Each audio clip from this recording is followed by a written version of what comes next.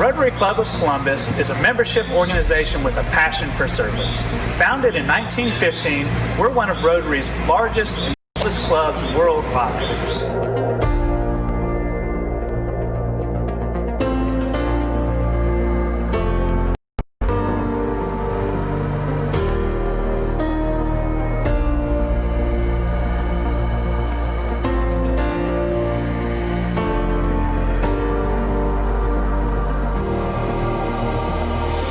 My name is Tyler Townsend, and I have the privilege of serving as the 2019-2020 Club President. We all know the challenges the coronavirus pandemic is posing. Our club has faced tough times, including 2 world wars, but this is the first time we've had to suspend our in-person meetings. So instead of meeting here at the Trade Center, we're going to meet every week online until it's appropriate to return. So whether you're a member or a guest, thank you for joining us today. We're happy that you're here.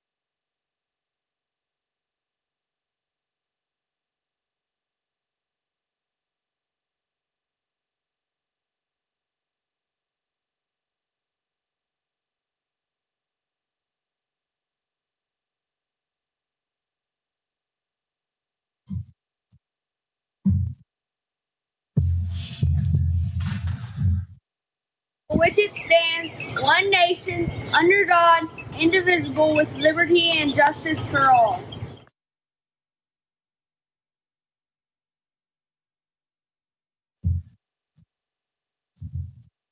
Gage, thank you for presenting the Pledge of Allegiance to the Rotary Club of Columbus today. And if there are any other proud grandparents or parents watching, send us a Pledge of Allegiance film. This is a great way to resume one of our in-person club traditions. I want to apologize. I had my microphone off. That doesn't happen in our in-person meetings, but when we're virtual, these are the things we have to be concerned with. So what you missed was me welcoming you here, explaining that we're on live Facebook and YouTube, and I want to encourage you to use the comments to chat with your friends and to ask questions of our speaker. Our club has a proud tradition of honoring a special military guest each week during our meetings. These military guests are from Fort Benning.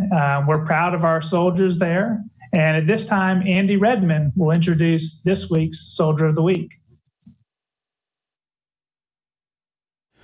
President Tyler and fellow Rotarians, it's my honor to introduce to you Master Sergeant Daniel Long. Sergeant Long is an Ops NCO in the 197th Infantry Brigade here at Fort Benning. 197th is currently standing up to round out the infantry school staff to handle the number of increased infantry graduates. Sergeant Long has been in the Army for quite a while, has been a fire team leader, rifle squad leader, a master gunner. He has 4 combat deployments, 2 each to Iraq and to Afghanistan. Lots of military courses in schools, including the Master Leader course, NTC Observer Controller course, which is guys helping train soldiers out at Fort Irwin in California. Battle Staff course, Senior Leader course, Combatives, and Advanced Leader course. A very highly decorated soldier with a Defense Meritorious Service Medal, Meritorious Service Medal with an Oak Leaf Cluster, and various other awards and decorations in honor and in recognition of his deployments to Iraq and Afghanistan. Sergeant Long is from Minneapolis, Minnesota, came in the Army in 2001, completed training here at Fort Benning. He and his wife Ann live in Columbus with 3 kids, a son Evan, 2 daughters. Charlize is 2 years old and Isabella is 2 months old. So Sergeant Long, it's an honor to have you here this morning. We appreciate everything you guys do at Fort Benning.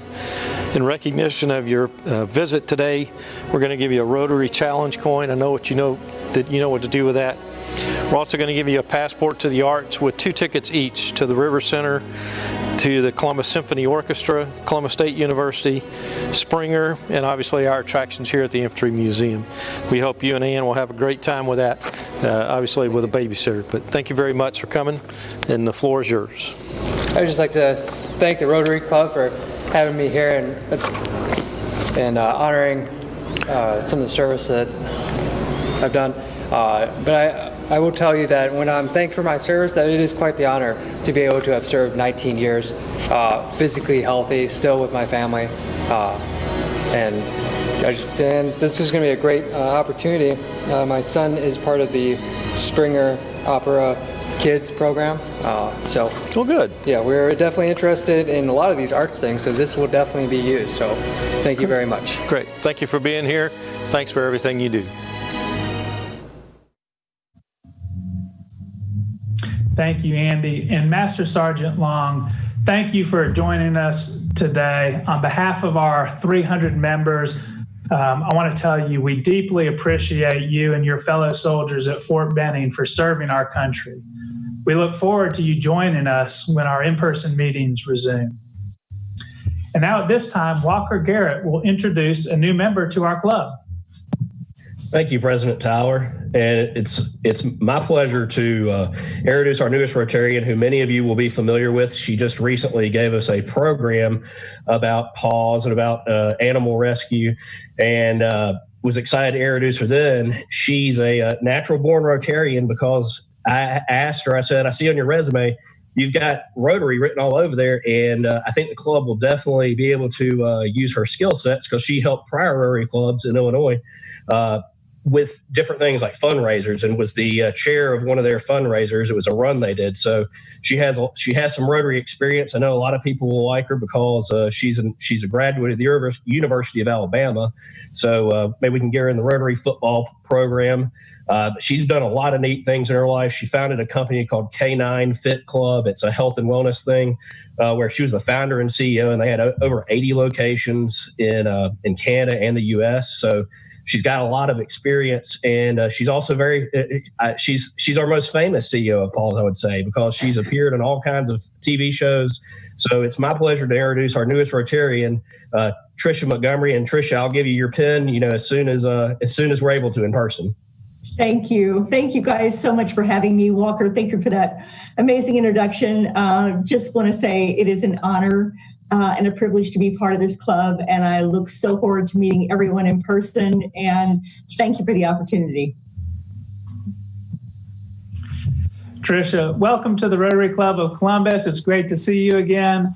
Founded in 1916, we are club number 200 out of over 35,000.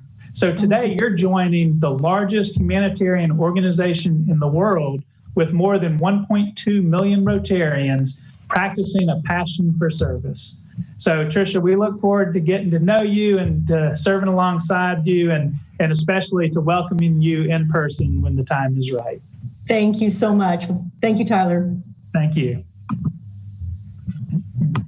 During this difficult time, we've seen organizations in our community really go above and beyond to continue serving our community. Many of these organizations are led by fellow Rotarians. And today we're going to hear from Dr. Chris Markwood about how Columbus State University has adapted to benefit its students, its faculty, and its staff. Thank you, President Tyler and fellow Rotarians. My name is Chris Markwood, and I'm the president at Columbus State University. In mid-March, Columbus State, as did all University System of Georgia institutions, went completely online. And that caused a tremendous disruption for what we do at CSU. At Columbus State, we pride ourselves on collaboration, on engagement, and bringing people together. Being forced away from each other was extremely difficult. But you know, we began rebranding ourselves as an institution that's creative and innovative. In fact, we're creative to the core. And this gave our faculty and staff an opportunity to demonstrate what our brand is all about. 3 examples, I think, illustrate what our faculty and staff have accomplished. First, our classrooms. Many of our classrooms require students to be engaged with each other, to be engaged with their faculty, and experiential types of learning. One example is our art department. We had a number of students in a senior exhibit class preparing to graduate, and they needed to exhibit their work. Unable to do so in our Ilgis gallery, they came up with an alternative: to work with some of our partners in town and exhibit those works on the Riverwalk. You can see those works of art through this month, and I encourage you to go down to the Riverwalk and see this amazing exhibit and what our students and faculty came up with. A second example is campus programming. We had to move most of our students out of the residence halls, but we still had about 80 students in residence halls and on campus, as well as students throughout the state paying attention to what we're doing on campus. So our campus life staff began developing virtual programming with events and activities to engage students in an online environment every day. It turned out to be tremendously successful and gave us an opportunity to think about the future of what CSU could do with virtual programming. And a third example is our food bank. People don't know the extent to which our students' lives were disrupted. Many lost their jobs, many, having moved out of the residence halls, lost their dining plan and needed food.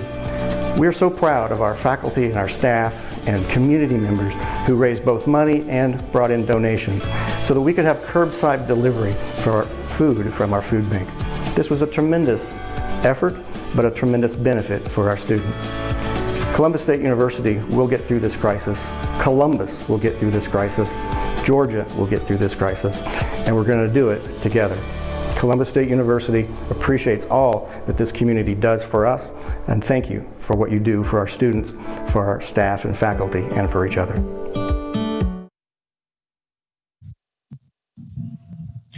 Thank you, Chris, to your faculty, staff, and students for their hard work in getting things back up and running so quickly. Columbus State University is critically important to our community. Please pass along our gratitude for the hard work being done to continue serving. Before we introduce our program, I have just a couple of quick announcements. Our next online happy hour will be next Thursday, June 4th from 6 to 8 p.m. You'll receive an email with a link in it. We'll also have our next breakfast mix next Friday morning from 8 to 9 a.m. You'll receive an email with a link to that as well. These are great opportunities for some social togetherness while we continue to be physically distant. So now, Matt Swift will introduce our speaker.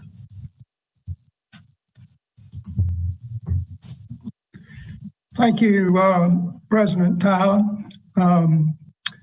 I'm honored to introduce Pace Halter today. Many of y'all already know Pace, so I'm thrilled today that I'm able to introduce Pace to a lot more people here. Pace was born and raised in Atlanta, Georgia, went to Lubbock High School, then attended Rollins College down in Winter Park, Florida on a swimming scholarship. After college, he went back to Atlanta and became vice president of BB&T for one part of his time, and also at Bank America. And during those times, he specialized in real estate lending. So after that, he then formed his own company, and for 16 years, he was a real estate developer up in Atlanta, especially in the North Atlanta area. And in June of 2017, Pace became the president and COO of the W.C. Bradley real estate division. During his entire tenure, he's been very active in the Urban Land Institute. When he was in Atlanta, he was past chairman of the Young Leaders of Atlanta Urban Land Institute, and he's also served on the National Urban Land Institute Council. When he came to Columbus, he hit the ground running. Since he's been here, he's on a number of boards, too many for me to mention, but I'll just mention a couple of them. He's on the executive committee for Uptown Columbus. He's also the chairman of the Columbus Chamber of Commerce. I might also add, during his time, he got his master's in real estate development. He's married to Eileen. He has 3 great boys that attend Brookstone. And let me just say, before I turn it over to Pace on a personal level, how much getting to know him has meant to me. We actually got to know Pace at the W.C. Bradley Company in 2015 when we hired him as a consultant to come down and help us with a number of our downtown projects. Pace had unique capabilities dealing with urban mixed-use developments. And so getting to know him for the 2 years before he actually became the head was really a real joy and a pleasure for me. As I said, he's hit the ground running, and he's doing a terrific job at W.C. Bradley. And he's not only doing a great job with the W.C. Bradley Company, but he's come into Columbus and assumed a number of leadership positions. So we at the W.C. Bradley Company were very fortunate to get Pace to come here, as well as we're very fortunate in Columbus to have someone with his leadership and capabilities and vision. So with no further ado, Pace, I'll turn it over to you and just appreciate all you're doing. Well, thank you very much, Matt, for the very gracious introduction. I can verify most of it. The 3 wonderful boys was true right up until we had to homeschool them for 2 months, and they're currently all available for sale if anybody is interested. So before I jump into the real estate portion, Matt had asked if I might share a little bit about W.C. Bradley Company as a whole, which I, of course, am happy to do. I think many of you are aware we operate 3 consumer products divisions, one based here in Columbus being Charbroil Grills. We also own Zebco Rods and Reels, which is based in Tulsa, Oklahoma, and Lamplight Farms, which is the maker of the Tiki brand backyard torch based in Menominee Falls, Wisconsin. And so we have a pretty broad footprint, both geographically, but also in terms of product mix. And I think, like most people, when the COVID pandemic first hit, we weren't real sure how to respond. And so, like most folks, we responded by putting together kind of the V, the U, and the L-shaped recovery scenarios and adjusting our budgets and cash flows accordingly for the balance of the year so that we were hopefully as prepared as we could be. And it's been really interesting. We jumped through all of those hurdles and I think did all the right things to get ourselves positioned for whatever may be coming our way. But I don't think any of us expected what has actually happened, at least for us, which is this has actually been a really positive time for the company.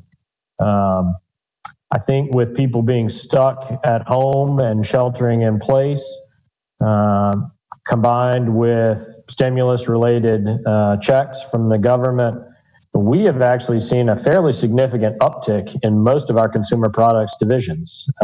People are replacing old grills or buying new grills for the first time. They're spending more time outdoors with their family. And of course, the majority of our products are home leisure products, if you will. And so we have actually seen, like I said, a very positive trend. Now, I will say I think we're also very cautiously optimistic about what third and fourth quarter may hold. It may be that we are in the peak of our selling season, spring heading into summer on an annual basis. It may be that some of those transactions are moving forward, leading to some of the uptick that we've seen. But again, overall, so far this year, the consumer products divisions are performing really well. And it's been very positive for the company. Again, not at all what we were expecting, but obviously very happy to have it. With that being said, I'll share a little bit about real estate, and I want to be conscious and try to save some time at the end for some questions. So I've got a presentation that is essentially just a series of pictures, some images of what we're doing around town. And I'll take you through that presentation, and then, like I said, we'll have a little bit of time at the end for some questions.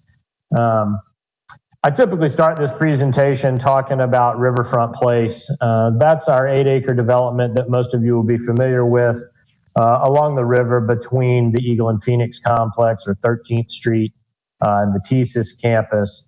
When we first started this project, the master plan looked a little bit like this.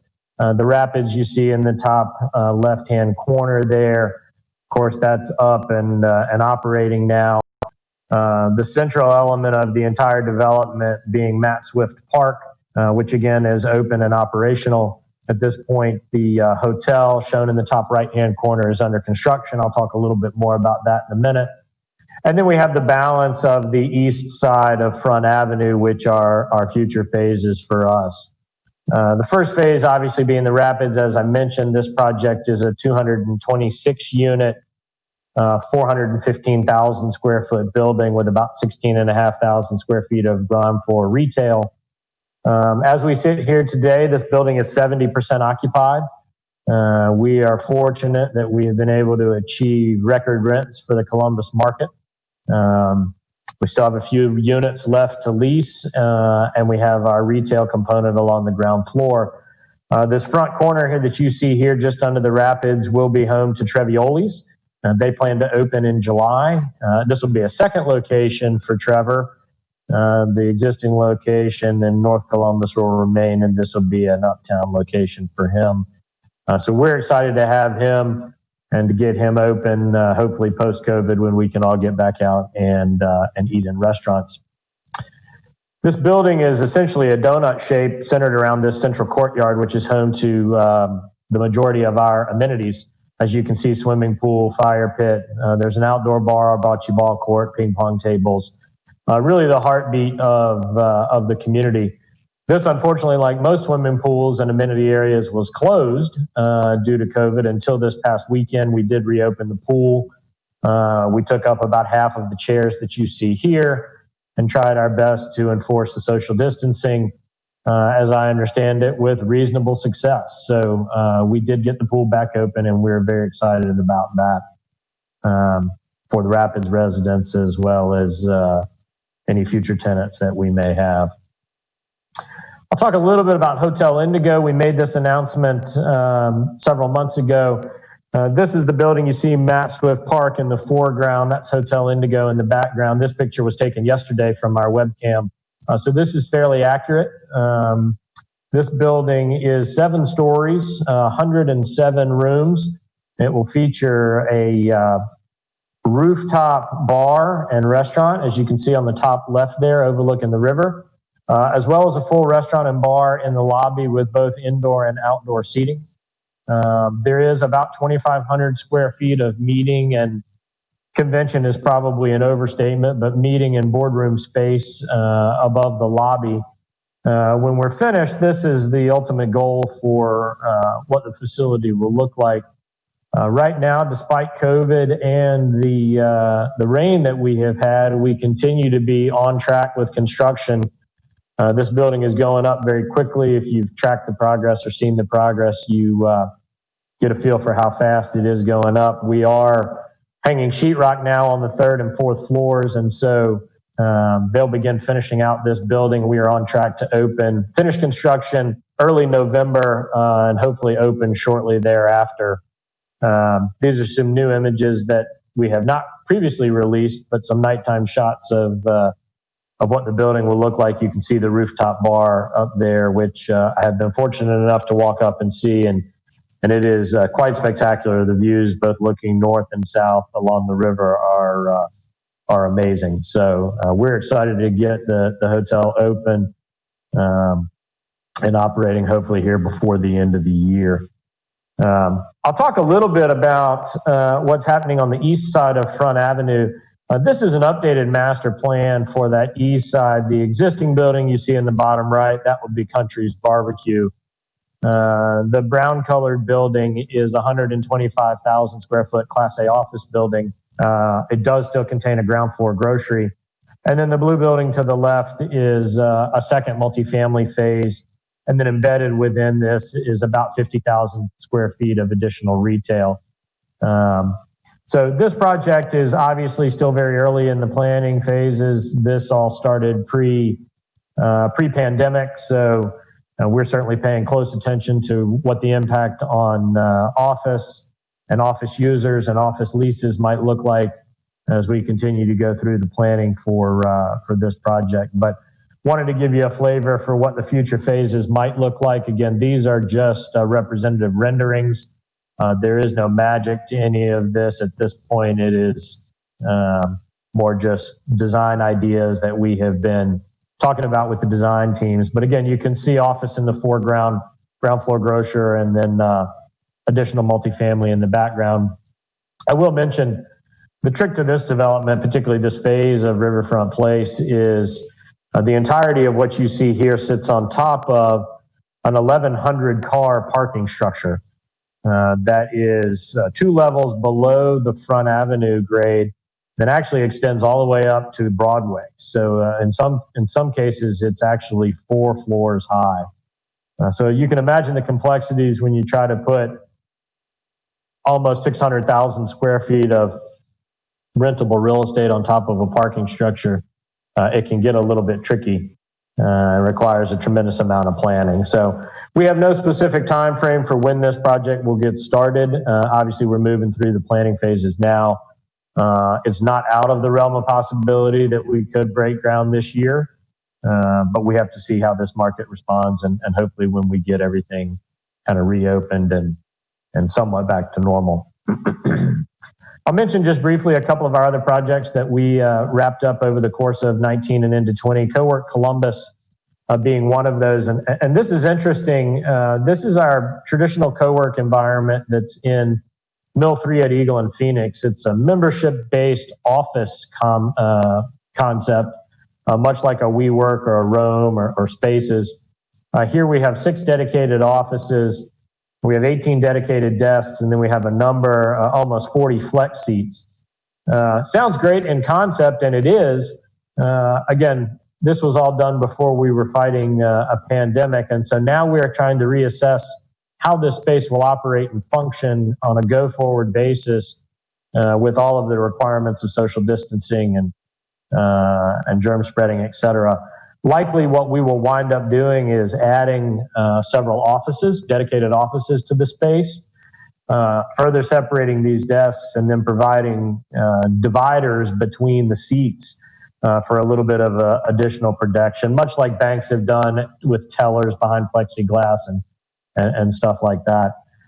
We have seen an interesting uptick in interest in CoWork as a result of COVID. A number of people who found themselves working at home and have realized that just isn't for them are looking for a place that they can go and work out of the home, but they aren't allowed back in their regular office. So they're working, trying to find an alternative. So we're trying to balance that with doing the right thing and being safe within the space. Our bank's food hall, which many of you may be familiar with, is located adjacent to Whitewater Express, right on Bay Avenue. Again, this building was midstream construction when the virus hit. We had actually tentatively set a May 1 open. We have subsequently obviously moved that opening back tentatively to July 1. That is based on obviously being released from our social distancing and gathering limitations. If not, we'll just continue to slide that opening. As we sit here today, we have 5 confirmed occupants in the space. The inside will look like this when we get finished. Today, we have our bar operator in place. We have an ice cream and frozen gelato vendor. We have a poke bowl vendor. We have an outstanding street taco vendor that I'm very excited about. And then we have a coffee and bakery concept that's coming in. And that one is Fountain City. That one's been announced publicly.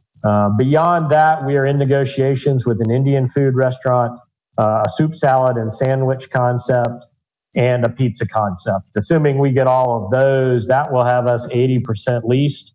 The goal would be to have 5 of those ready to open with that July 1 timeline, and then the rest would follow shortly thereafter.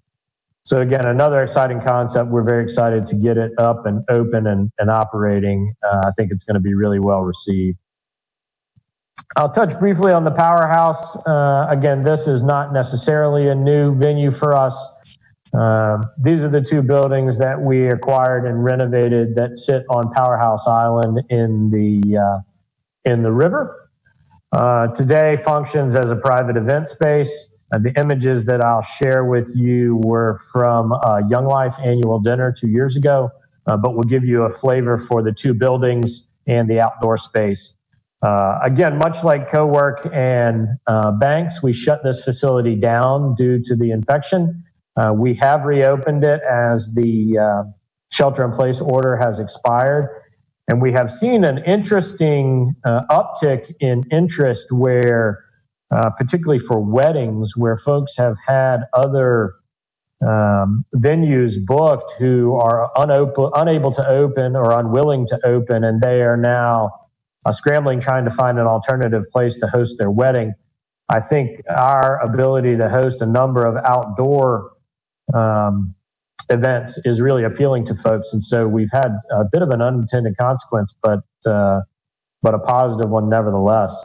So you can see the space at night here really works out well. I don't know when we'll be able to have this many people out there again, but gives you a flavor for what the space may look like. Flat Rock Studios, I think some of you may be aware, this is an 80-acre complex that we have renovated into today what is Flat Rock Studios, our film and television production facility in North Columbus. We have been fortunate so far to have 3 feature films shoot within the facility. Inside of this 180,000 square foot building, we house about 40,000 square feet of office, wardrobe, and set design space. And then we have about 140,000 square feet that's broken into 2 dedicated sound stages for filming and recording, and then each with a corresponding 35,000 square foot workshop and set design and construction areas. So the building essentially splits in half, and those function in either half of that building. We were midstream on our 4th feature film in the facility when COVID hit. They, of course, have taken a break. That's going to be another Bruce Willis film. And so we're hopeful that, I actually talked to the line producer last week. They're hopeful that they can re-engage and start filming back in late June or early July. So this facility has been a little quiet for a while, but is starting to ramp back up. So those are kind of a brief flavor of some of the stuff that we have done. I'll touch briefly on 2 other new projects that we are working on, and then try to save a little bit of time for some questions at the end. I'll start first with the Rothschild building. Many of you will recognize this building between 5th and 6th over near the Foundry. This building we originally acquired a couple of years ago from Synovus with the intent to actually contribute the building to Mercer School of Medicine for their new 4-year medical school here in Columbus. Subsequently, they have decided to move that facility over to the river just north of Thesis, which is great. We're still excited to have them. But it leaves us obviously with this facility here. And so we have been working through some design ideas, this being one of them, for what we may do to the building. We are hopeful that here in the next 60 to 90 days, we'll have 2 significant announcements that will completely fill this 60,000 square foot building. We're working on 2 large users right now who are going through interior design layouts. And like I said, we're hopeful that we can have those announcements here in the next few months and get this project started sometime this summer. And then lastly, and quite frankly for me, probably most excitingly, we very quietly acquired the YMCA building right at the beginning of this year. We're going through planning right now on this building, which to me, architecturally is one of the most appealing buildings in Columbus. I just absolutely love the building. I can't tell you that we have a definitive use in mind. We are looking at a number of different options, and they range from multifamily residential rental to multifamily residential for sale condos, all the way to include office. So we're going through that planning process right now.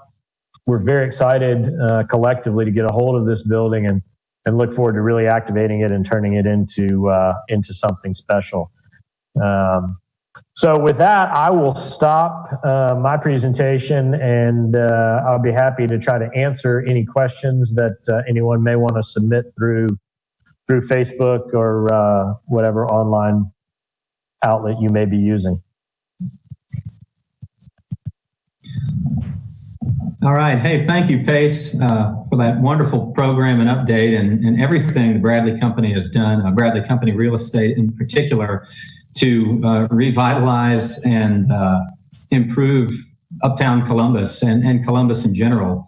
Having moved here to attend Columbus State in 2003, I've really had a front row seat, watching what the Bradley Company and its many partners and leaders have done to make Columbus a wonderful place to live, not only for college students who are drawn to Columbus, because of CSU, but we're seeing younger people decide to make this their home, go away to school, move back home, make their living here, start a business, do whatever they're going to do. And Bradley Company has undoubtedly played a major role in that appeal, that increased appeal of Columbus. So we just thank you, and we're glad to have you here in Columbus as a leader in our community.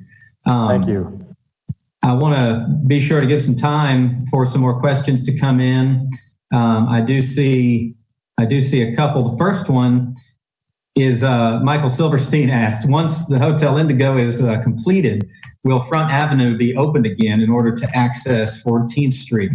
It's a $64,000 question. The ultimate goal obviously is yes, Front Avenue will reopen. I don't know that it will immediately when Indigo opens. We have a fair amount of work to do on the east side, and as I indicated, that parking structure will go down some 20 feet below the Front Avenue elevation.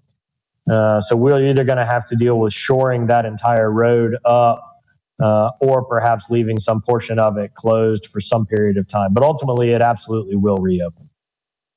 Okay, thank you.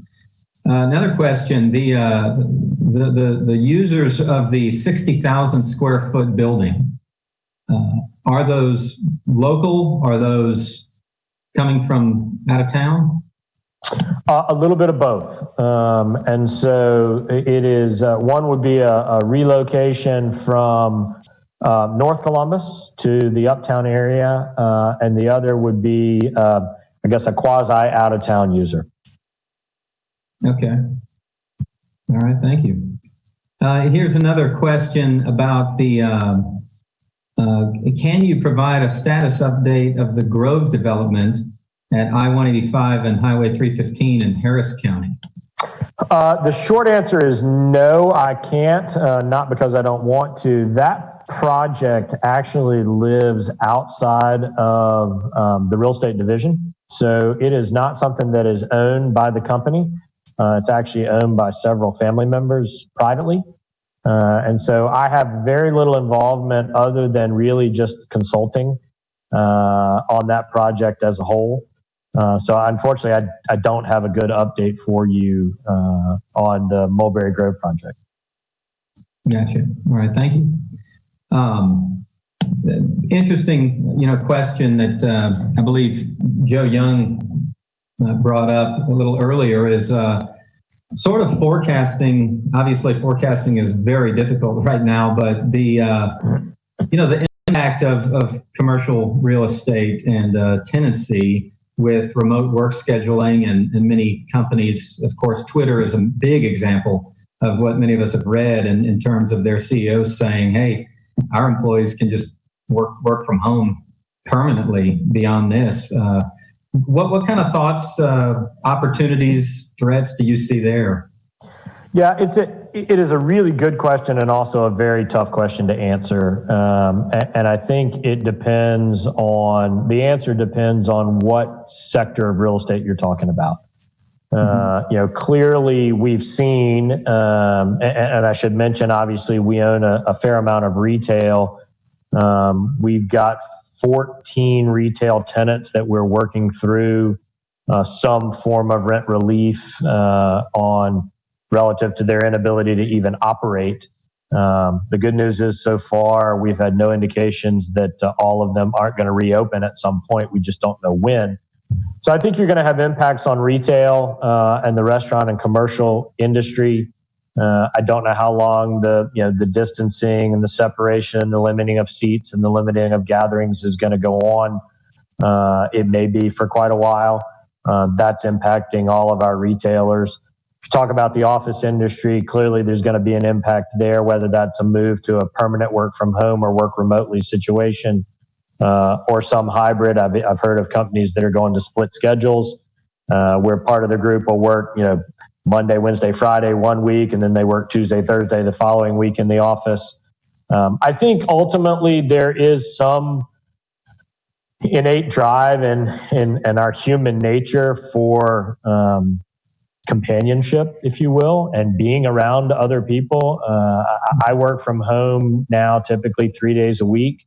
But I enjoy the days where I get to come to the office and see other human beings that aren't my family members.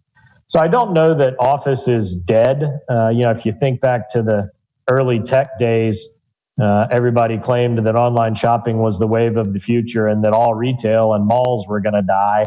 That certainly didn't happen. So there's no doubt it's going to have some impact. I don't yet know what it's going to be. We're trying to figure that out.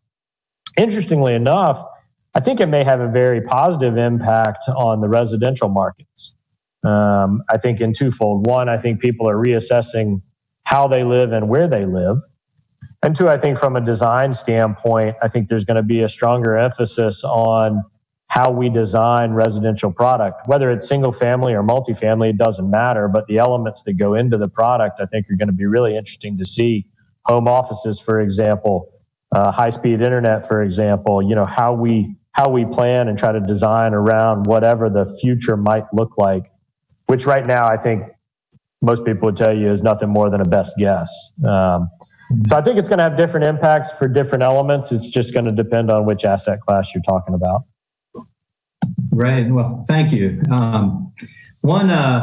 Let's see. We got a couple more. Looks like we have a couple minutes. Any plans right now for the development of the Bradley Company property across the river from River Place? Yeah, so Phoenix Plaza is certainly on our radar. We do have leases in Phoenix Plaza that run through 2023. And so we want to be sensitive, obviously, to our existing tenants and certainly don't want to put them in a situation of having to get out before they're ready to get out. We will start planning over there likely late in 21 for some type of redevelopment to begin in that 23 timeframe, assuming everything in the economy is back to humming along. We have not done any significant planning over there yet. It will likely be a development, although not nearly as dense. It will likely be something similar to Riverfront Place. I think it will be a mixed use development with likely retail, residential, maybe some office. And I think also, part of that will be driven by Phoenix City and how they continue to plan. They're going through, I think, a very healthy planning process right now. And we'll be very interested to we're involved, but to be very interested to see kind of how that long-term plan comes together. I think that'll drive part of our timing as well. Wonderful. Well, we're just about at 1 o'clock right now. So I just want to thank you again for your time today. and for your leadership in our community in many ways. We're really glad that you chose Columbus, and you're making it a wonderful, really a wonderful place. I appreciate that, Cameron. We are glad to be here, and the family has absolutely loved it so far. Great. All right, President Tyler, turn it back to you.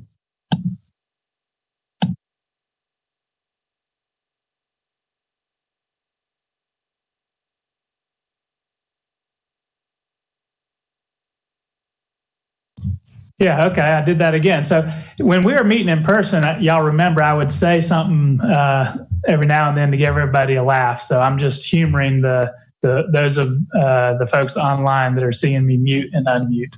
So anyways, Pace, I want to thank you for being here today, visiting with us. The changes that are occurring to Columbus are exciting. We're all looking forward to them. In recognition of your visit with us today, we are donating a children's book to the local Columbus Public Library that will be inscribed with your name. So thank you for joining us. I want to thank you all for keeping Rotary on your calendar. Next week, we will celebrate the Mary Reed Award. This is presented to a member of our club who has exemplified service above self. So be sure to join us next week as we reveal and celebrate this year's honoree. And with no further business, we are adjourned.